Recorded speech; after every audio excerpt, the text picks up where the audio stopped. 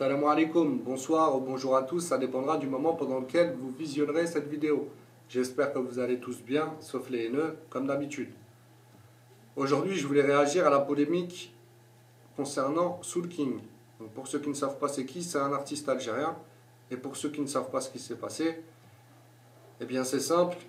Dernièrement, il a suscité la polémique sur les réseaux sociaux en brandissant le drapeau de la RASDZ, du Police Algério, comme vous voulez.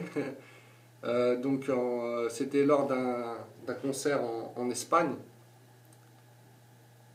Le pire, c'est que c'est un concert apparemment qui était organisé par un ou plusieurs Marocains. J'aurais été là, j'aurais été à leur place.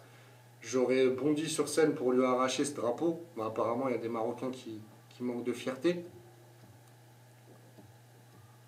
Donc dans un premier temps, il s'est excusé en prétendant avoir confondu le drapeau du Police Algério avec celui de la Palestine. Pour moi, c'est de la foutaise. Il est né en Algérie, il y a grandi, il sait très bien la signification de ce drapeau. Les Algériens sont endoctrinés depuis l'enfance concernant cette question du Sahara.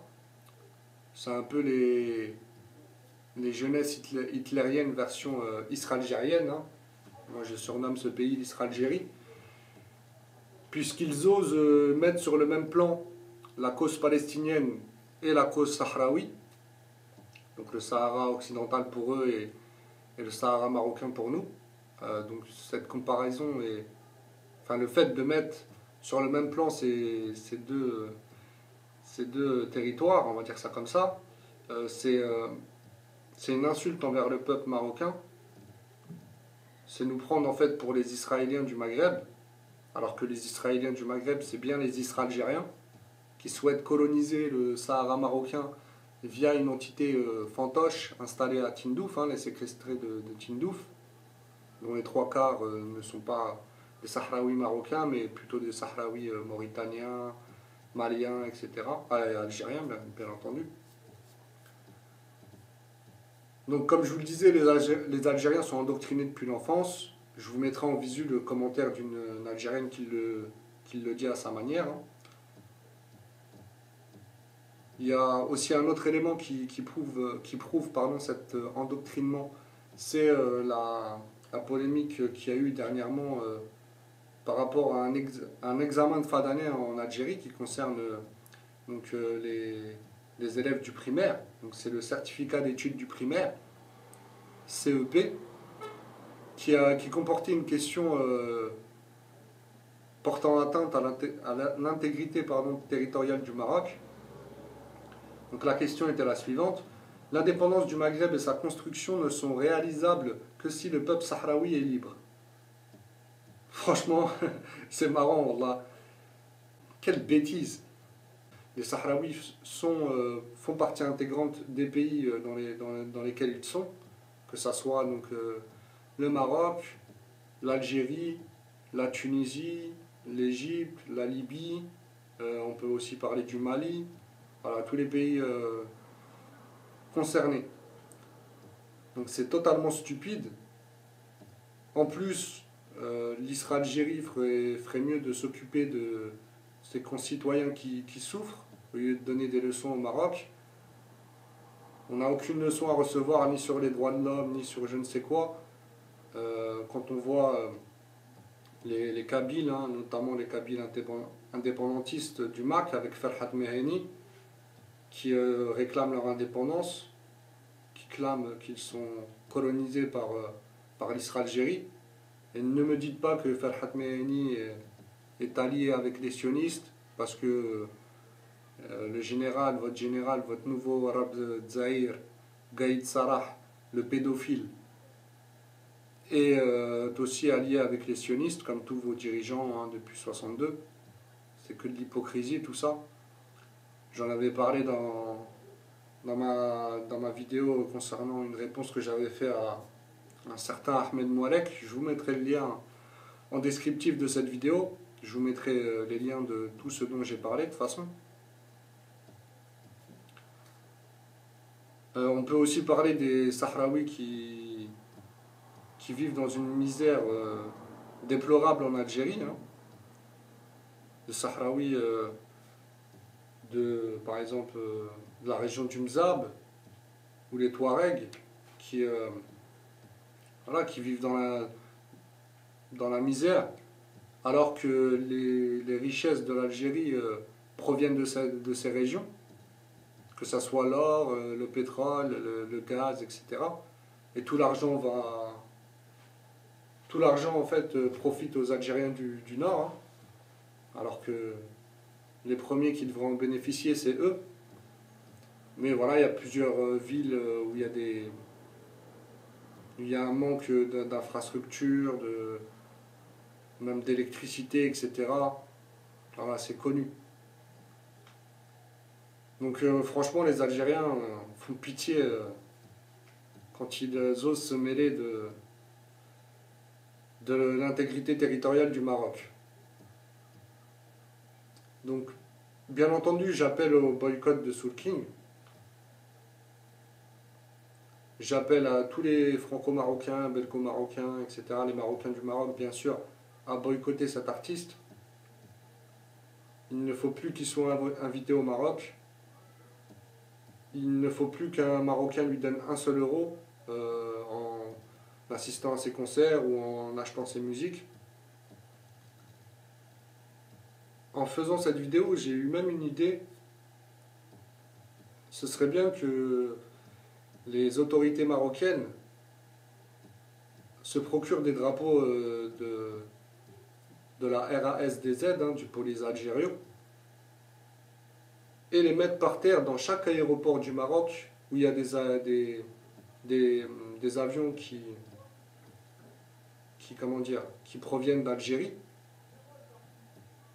afin que tout passager venant d'Algérie, donc tout Algérien qui arrive sur le sol marocain, soit obligé de marcher sur ce drapeau merdique à son arrivée au Maroc.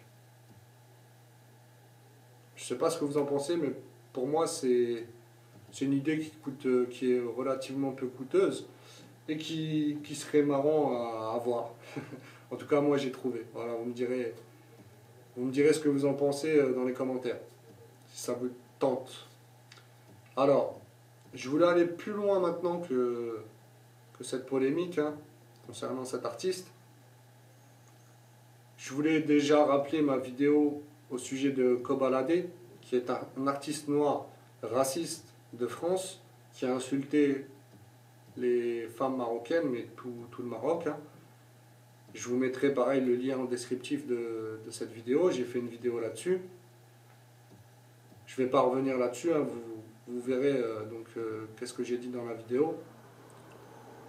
Il faut boycotter cet artiste qui sera donc, je le rappelle, en concert le 29 prochain à Rabat au Maroc, au festival Mewazine. Et je voudrais donc aller encore plus loin en rappelant quelques vérités, hein, d'autres personnes qu'il faudrait boycotter. Donc là, il s'agit du Français qui a offensé le drapeau marocain. Vous savez, le Français de Marrakech qui a utilisé le drapeau marocain comme une serviette. Je vois pas pourquoi les Marocains ne s'indignent pas autant, apparemment, alors que la justice a étouffé l'affaire. Beaucoup de pseudo-marocains, pseudo-patriotes en carton m'ont dit que non, j'avais tort, etc. Mais on n'a pas eu une nouvelle de cette affaire. Il devait être jugé, etc. Depuis, voilà, c'est passé aux oubliettes. Peut-être qu'il a payé. Voilà, il y a de la corruption au Maroc, comme dans tous les pays du monde, malheureusement. Et peut-être qu'il a payé, voilà, on l'a laissé repartir. Peut-être qu'il est même toujours à Marrakech, tranquille, en train de siroter ses petits cocktails. Enfin bref, c'est honteux. Je voulais aussi parler du boycott des pédophiles et des touristes sexuels qui ont déjà des dossiers dans leur pays, hein, qui ont déjà des condamnations dans leur pays, ou qui ont déjà commis des actes des actes illégaux au Maroc, hein, concernant donc la pédophilie ou le tourisme sexuel, hein, de manière générale. Et pour ça, je vous mettrai donc en visu et en descriptif de cette vidéo un article intéressant d'Iyad Biladi qui date de 2012. L'article s'intitule « Pour l'instauration d'un visa aux ressortissants occidentaux et khariji désirant entrer au Maroc ». Donc je vais vous le lire. Hein. Voilà ce que j'ai appris sur Twitter ce matin. Un pédophile britannique recherché pour une tentative d'enlèvement d'enfants en Espagne se serait réfugié au Maroc, asile paradisiaque pour les pédophiles et autres détraqués sexuels de toute espèce, Marrakech n'étant pas loin de détrôner Pattaya en termes de tourisme sexuel. Pas étonnant que le Maroc attire cette racaille, outre l'immunité relative que procure un passeport occidental ou khariji au Maroc, la prostitution y est très développée et largement tolérée. Ce qui est un peu moins toléré, ce sont les relations sexuelles entre adultes marocains consentants, et l'opinion publique peu concernée, sauf microclimat local. Pour leur faciliter encore plus la tâche, ni khariji ni occidentaux n'ont besoin de visa pour rentrer au Maroc, la réciproque n'étant bien évidemment pas vraie. Il serait temps d'y mettre fin, et pas seulement pour tenter de restreindre le parasitisme sexuel des pédophiles et autres touristes sexuels. Rappelons-nous, le Maroc est une terre d'accueil, certes pas pour les subsahariens rarement impliqués dans ces frasques, mais pour tous les repris de justice de la planète, y compris la mafia israélienne. Deux de ses pontes, Shalom Domrani et Gabriel Ben Harouche, oui c'est ça, se pavaneraient à Casablanca sans s'en cacher. Certes, il est illusoire de croire pouvoir tout contrôler des flux frontaliers, même avec des méthodes de contrôle ou de surveillance modernes, mais peut-être pourrait-on du moins rendre la destination Maroc moins attractive pour ces racailles. Et le tourisme, je ne suis pas certain que la perte soit si importante. Certes, les détraqués sexuels seront peut-être découragés, mais ce n'est pas une grande perte, humainement parlant, ce qui est au moins aussi important que l'entrée de devises. D'autre part, l'exigence de visa pourrait être levée pour ceux participant à des voyages organisés et dont le nom figurera sur une liste collective fournie par le tour opérateur. Un site permettant de faire sa demande par voie électronique devrait impérativement être mis sur pied. Une telle mesure répondrait également au principe de réciprocité. Les pays occidentaux et khariji en question imposent, et de quelle manière, le visa aux ressortissants marocains. Il n'est que justice d'en faire de même. La Russie, l'Inde, la Chine, l'île Maurice et l'Indonésie le font, tandis que le Liban et l'Égypte délivrent des visas à l'entrée, ce qui correspond au principe de réciprocité mais ne permet aucun contrôle préalable sur la personne du demandeur. Le visa est en fait acheté directement auprès d'un guichet de banque et simplement apposé au passeport sans contrôle effectif.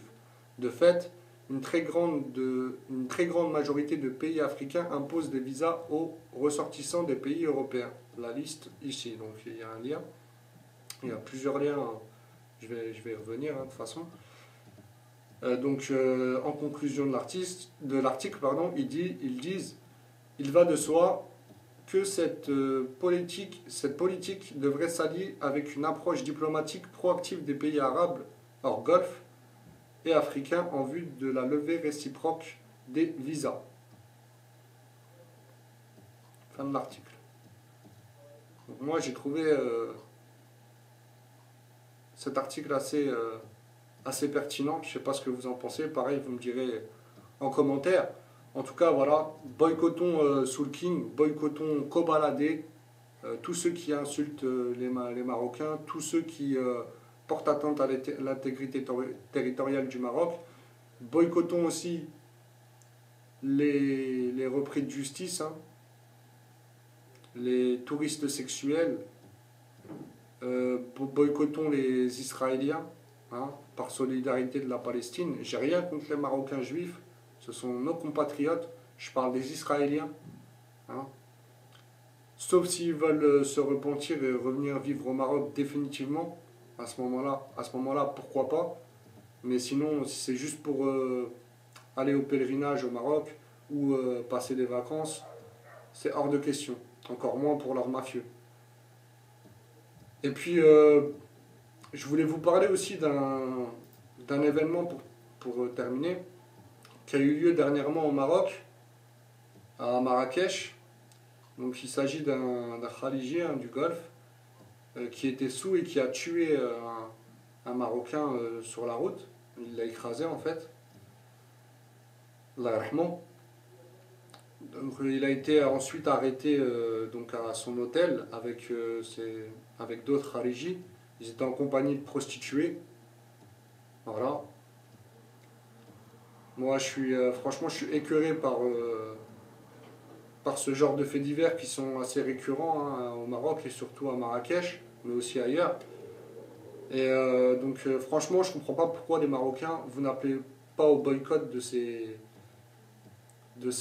individus, hein, que j'ai cités, et de ces pervers, et voilà, de toutes ces crasseux.